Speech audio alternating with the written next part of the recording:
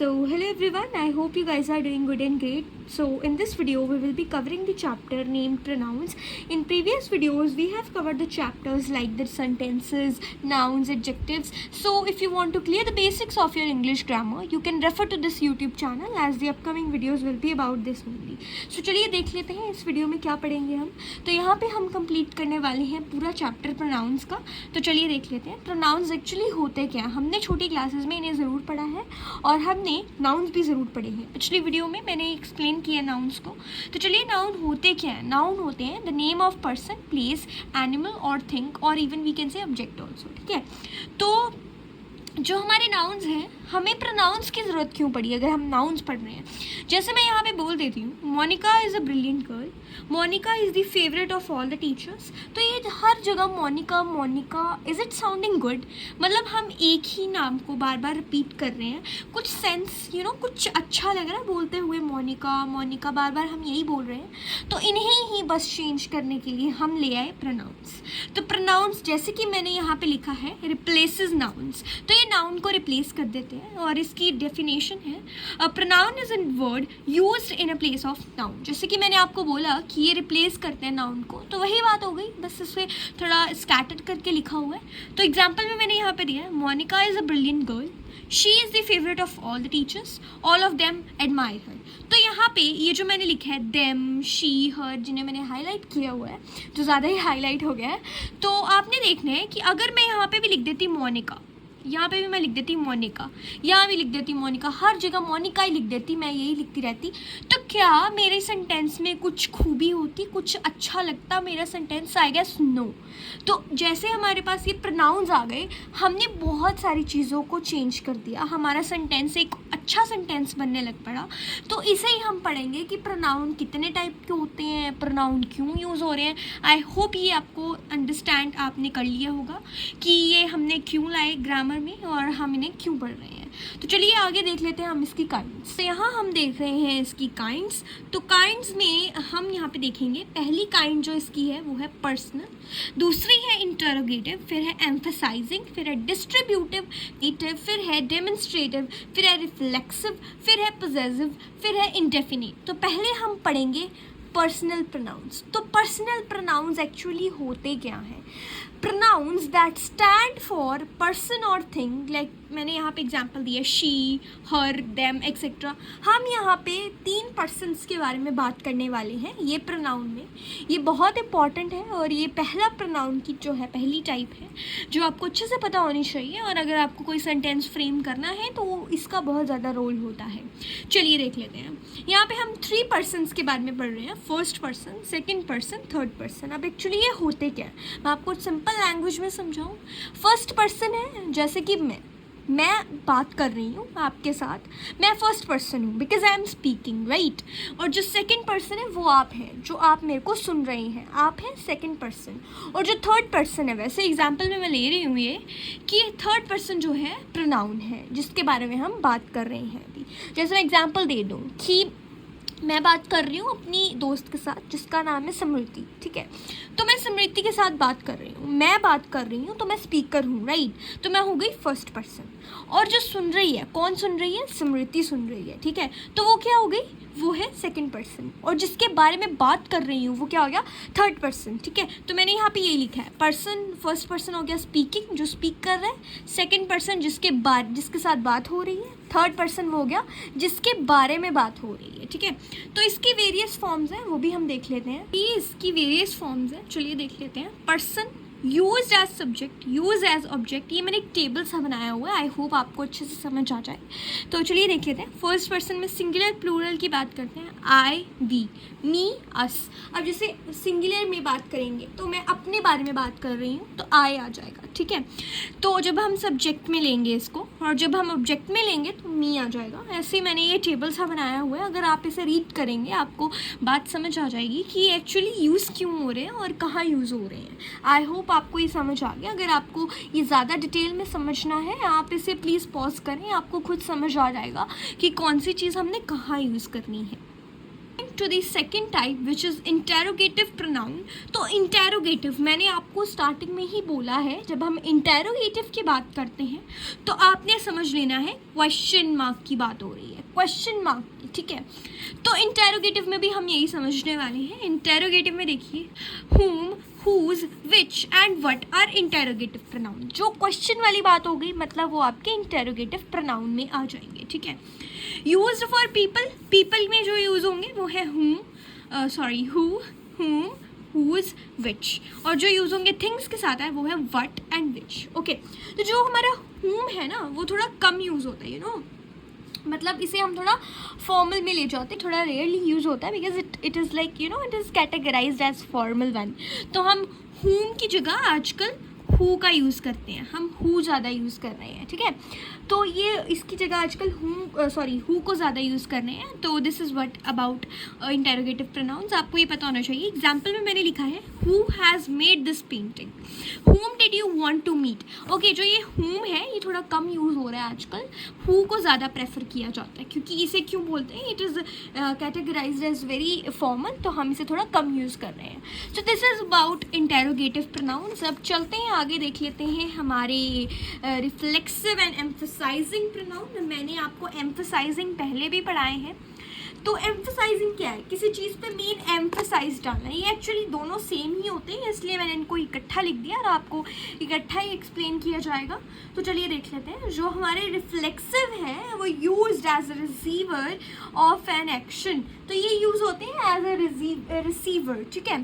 तो एग्जाम्पल में मैंने लिया है how did you hurt yourself, ठीक है। तो ये रिसीवर का एक्शन, जो ये कैटेगराइज किस में होगा, ये रिसीवर ऑफ एन एक्शन। तो इसकी एग्जांपल मैंने ले ली how did you hurt yourself, ठीक है। चलिए आगे देख लेते हैं हम एम्फसाइजिंग की। जो एम्फसाइजिंग है वो यूज होता है टू कन्वे द एम्फसाइज। मैं किसी चीज़ पे एम्फसाइज डाल रही हूँ, अपना मतलब जोर डाल रही हूँ। जैसे I myself lock the door, ठीक है। तो ये क्या हो गया, मैं एम्फसाइज डाल रही हूँ इस चीज़ पे, मैं खुद एम्फसाइज डाल रही हूँ। तो ये मेरे हो गए emphasising pronouns. I hope you understood. अब आगे देख लेते हैं हम इनडेफिनिट प्रोनाउंस, ठीक है। तो इनडेफिनिट, आई होप आपको मेरी राइटिंग समझ आ रही है बिकॉज सॉरी मेरी राइटिंग हमेशा कॉम्प्रोमाइज्ड होती है, but this is what I right. तो आपको बस ये है कि अगर आप अंडरस्टैंड कर पा रहे हैं, so this is my main motive. I hope ऐसा हो रहा हो। तो चलिए देख लेते हैं आगे इनडेफिनिट प्रोनाउंस को। इनडेफिनिट प्रोनाउंस कौन से होते हैं, do not stand for any specific thing और पर्सन, ठीक है। तो ये किसी के लिए स्टैंड नहीं करते फॉर एनी स्पेसिफिक थिंग और पर्सन। इनकी जो टाइप्स हैं वो दो हैं, ऑफ वाली है और एक है कंपाउंड, ठीक है। जो ऑफ में आ जाएगा सम ऑफ द बुक, मतलब सम आ जाएगा, बोथ आ जाएगा, मच आ जाएगा, नन आ जाएगा।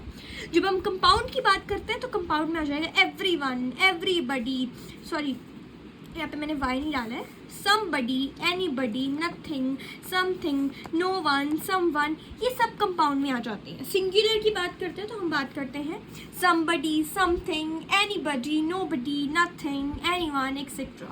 ठीक है। जब हम बात करते हैं प्लूरल की, both, few, many, many तो आपको खुद समझ आ गया होगा, हम बड़े लोगों की बात कर रहे हैं, several बड़े लोगों की बात कर रहे हैं। few में भी कितने लोग आ जाते हैं, एक बंदा तो नहीं आएगा, है ना। तो बोथ जो है, बोथ में जब हम दोनों की बात इकट्ठे करेंगे तो हम यूज़ कर सकते हैं all, most, none, any, somebody. अब आपको नज़र आ रहा होगा कि ये प्रोनाउंस जो है ये कितने इंपॉर्टेंट है एक सेंटेंस को फ्रेम करने के लिए। सो ये है इसकी importance, that's why we are studying pronouns. Relative pronouns जो कि बहुत इंपॉर्टेंट हैं और काफ़ी लंबे हैं, तो आप प्लीज़ आराम से कॉपी पेन लेके बैठ जाइए। आपको वैसे तो आपको पहले ही कॉपी पेन लेके बैठना चाहिए अगर आपको नोट्स बनाने हैं, because this is my handwritten notes and ये मैंने बहुत मेहनत से बनाए हैं। अगर आपको मेरा टीचिंग स्टाइल पसंद नहीं है, लेकिन आप अगर इन नोट्स को अच्छे से पढ़ेंगे तो आई होप आपको ये समझ में ज़रूर आएंगे। और मैंने बहुत मेहनत से बनाए हैं इन्हें और एक एक चीज़ को लिखा है कि आप अगर लिटरली फर्स्ट टाइम पढ़ रहे हैं तो आपको इनको अच्छे से आप समझ पाएँ। तो चलिए देख लेते हैं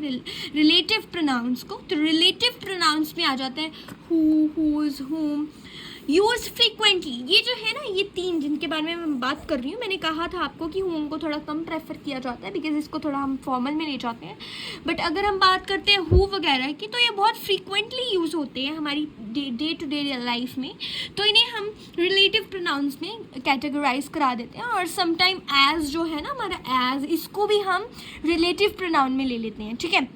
अब हम बात कर लेते हैं हु की।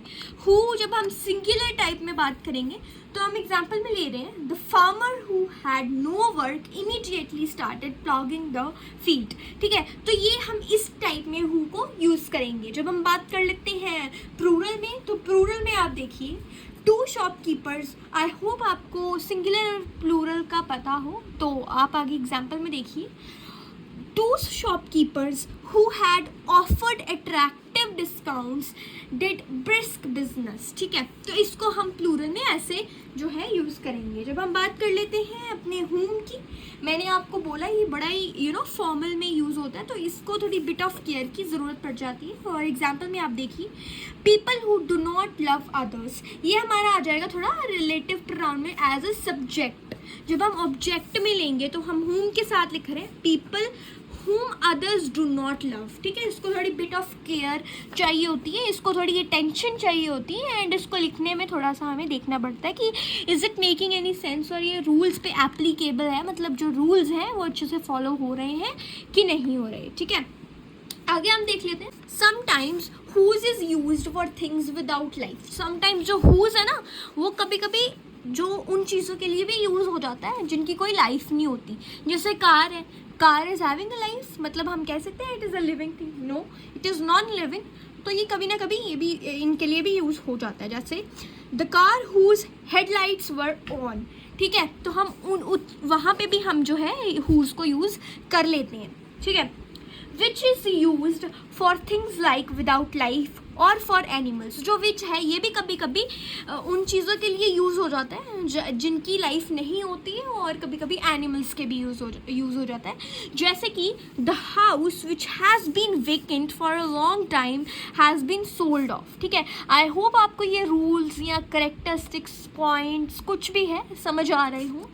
तो आगे देख लेते हैं, that is used for both persons and things. ये आपको पता ही है, ये जो दैट है बहुत फ्रिक्वेंटली यूज़ होता है, और ये हम डे टू डे लाइफ में कोई आंसर फ्रेम करना हो, कोई कुछ फ्रेम करना हो, हम दैट को बहुत ज़्यादा यूज़ कर लेते हैं, ठीक है।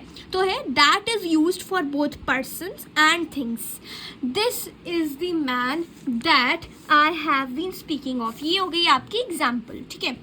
अब बात कर लेते हैं used with superlative degrees too. ये जो दैट है ना, ये सुपरलेटिव डिग्रीज के साथ भी जो है यूज़ हो जाता है। जैसे मैंने एग्जांपल में लिया है, Kapil is the best fast bowler that we have produced, ठीक है। तो हम दैट को जो है ना कभी कभी सेंटेंस को जोड़ने के लिए भी यूज़ कर लेते हैं, कभी कभी हर एक जगह हम दैट को घुसा ही देते हैं, कभी ना कभी हम मतलब अगर हमें कोई सेंटेंस में कोई सेंस बनाने के कोई मतलब शब्द यूज़ नहीं ना मिलता, तो हम हमेशा दैट को यूज़ कर लेते हैं। ये मतलब पक्का है, क्योंकि मैं भी ऐसे ही करती थी। तो चलिए आगे देख लेते हैं, used after words like all, some, any, none, nothing, only etcetera, इनके साथ भी जो है ये यूज़ हो जाता है। All that glitters is not gold, ठीक है, एग्जाम्पल में मैंने ये ले लिया है। चलिए आगे देख लेते हैं, the word as is also sometimes used as a relative pronoun after the word such as sometimes, ठीक है। एग्जाम्पल में मैंने ले लिया, his problem is same as yours, ठीक है। So this was about the video, I hope you like the video. यहाँ पे हमने कुछ प्रोनाउंस को जो है कवर किया है, और मेरे को लगता है कि ये मतलब ये नोट्स आपके ज़रूर काम आएंगे। Thank you for watching the video. If you like the video please like to the video and please subscribe the channel, because हमारी आगे वाली वीडियोज़ भी इंग्लिश ग्रामर को ही डिवोट की जाएंगी। एंड या that's it about the video. Till then take care and bye bye.